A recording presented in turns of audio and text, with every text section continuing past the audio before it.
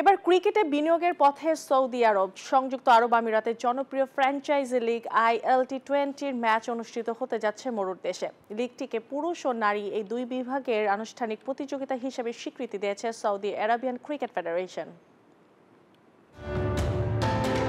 2034 football বিশ্বকাপ আয়োজকের দায়িত্ব পাওয়ার পরেই যেন বদলে যেতে শুরু করেছে সৌদি আরবের ক্রীড়া ব্যবস্থাপনা। দেশটি ফুটবলের পর এবার ক্রিকেটের উন্নয়নেও নিজেদের সামিল করতে বেশ জোরে সোরে মাঠে নামছে।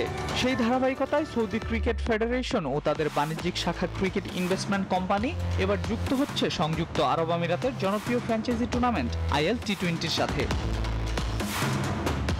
ILT20 এক বিবৃতিতে জানায়, SACF পুরুষ ও নারী উভয় বিভাগের জন্য ডিপি ওয়ার্ল্ড ILT20-কে সৌদি আরবে আনুষ্ঠানিক টি20 লিগ হিসেবে অনুমোদন ও স্বীকৃতি দিয়েছে।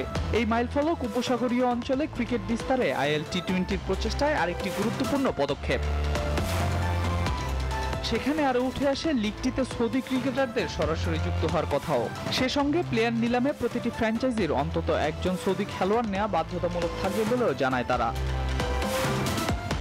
সৌদি আরবে বর্তমানে ফুটবল বেশ জনপ্রিয়। রোনালদো, বেনজেমা থেকে শুরু করে বহু বিশ্বসেরা ফুটবলাররা খেলছেন মরুর দেশটিতে। তাতেই খেলাধুলায় বেশ জনপ্রিয়তা বেড়েছে দেশটির। আল মাহমুদ ফাহিম, নিউজ 24। যুক্তরাষ্ট্রের এক নম্বর জিম চেইন গোল্ড জিম এখন আবারও বাংলাদেশে। বসুন্ধরা আবাসিক এলাকা ও বসুন্ধরা সিটি শপিং মলে